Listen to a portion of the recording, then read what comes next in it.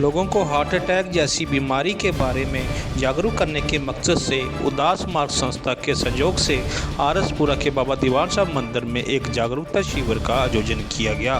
जागरूकता शिविर के दौरान हृदय रोग विशेषज्ञ जम्मू स्पेशलिस्ट हॉस्पिटल के एचओडी डॉक्टर सुशील शर्मा व उनकी टीम ने 200 के करीब रोगियों की स्वास्थ्य की जाँच की। कार्यक्रम के दौरान भारतीय जनता पार्टी के केंद्र सचिव डॉक्टर नरेंद्र सिंह मुख्य तौर पर उपस्थित थे। कार्डियो के हेड ऑफ डिपार्टमेंट है वो खुद और उनके साथ एक पूरी टीम जिसमें एक फिजिशियन, ऑर्थोपेडिशियन, उनके साथ उनके टेक्नीशियन, तो यहाँ उन्होंने बाबा दीवान जी के मंदिर में फ्री कैंप लगाया है और जिसमें फ्री में मेडिसिन डिस्ट्रीब्यूट कर रहे हैं, अपना ब्लड शुगर का टेस्ट कर रहे हैं, ईसीजी कर रहे हैं, उसके साथ कई और टेस्ट कर रहे हैं। मैं डॉक्टर साहब का और उनकी टीम का बड़ा शुक्रगुजार करता हूँ। डॉक्टर साहब खुद भी एक बड़े सोशल व्यक्ति हैं, क्योंकि डॉक्टर जब किसी मरीज़ से बड़े प्यार से बोले तो आधी बीमारी उसकी वैसे दूर हो जाती है। इसलिए डॉक्टर साहब का पहले ही जम्मू कश्मीर में एक बड़ा नाम है, वो सोशल भी हैं और अपने फील्ड में भी बड़े माहिर हैं।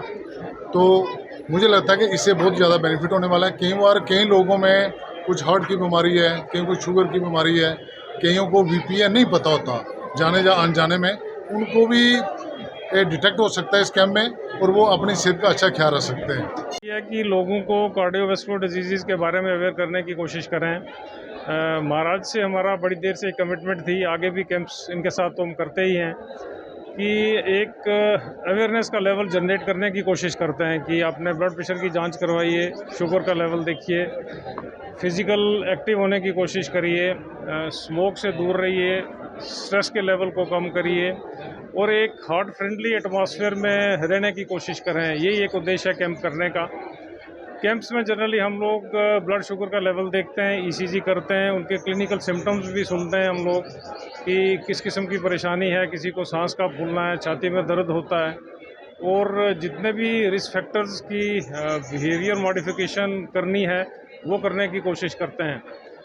हमारा ये मानना है कि हार्ट की बीमारियां जो कार्डियोवैस्कुलर डिजीज़ हैं वो खाली शहर तक सीमित नहीं हैं, वो रूरल एरियाज़ में या सब अर्बन एरियाज़ में भी उसी तरह हैं जिसी तरह शहर में हैं।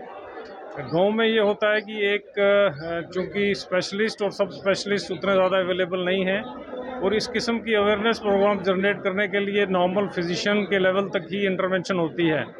तो हमारा मानना ये है कि अगर हार्ट के सिम्टम्स हैं तो आप टाइम को वेस्ट मत करिए। टाइम इज़ ए मसल, जिसे हम साइंस में कहते हैं कि जितना टाइम आप वेस्ट करेंगे, अगर हार्ट के सिम्टम्स होते हैं या छाती में दर्द होता है तो इमीडिएटली रिपोर्ट करने की कोशिश करिए।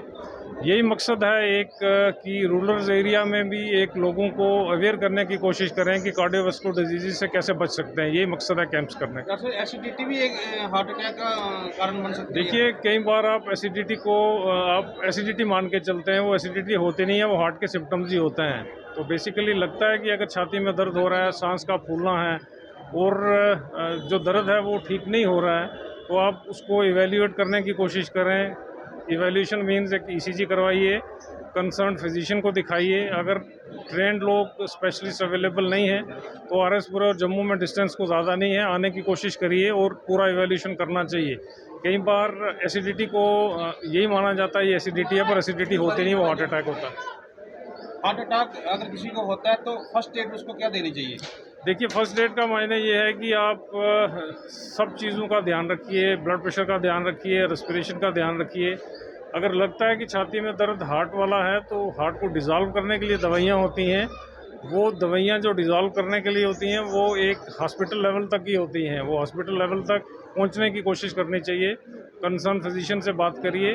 अगर लगता है कि ईसीजी में चेंजेस हैं तो एक दवाई होती है जो क्लॉट डिज़ोल्विंग, जिसे हम थ्रोम्बोलिसिस बोलते हैं, वो शुरू की जा सकती है। वो रूरल हॉस्पिटल्स में जहाँ आरएसपुरे के जितने भी हॉस्पिटल्स हैं उसमें भी होता है, वो करवाने की कोशिश करनी चाहिए। अगर लगता है कि थ्रोम्बोलिसिस से वो आर्टरी खुल नहीं रही है, फिर उसके लिए एक इंटरवेंशन होती है in the form of angioplasty. उस आर्टरी को खोलने के लिए जो प्रीमियर इंस्टीट्यूट्स ही हैं, जिस जगह वो कैथ लैब या स्पेशलिस्ट अवेलेबल है, वहाँ तक पहुँचने की कोशिश करनी चाहिए।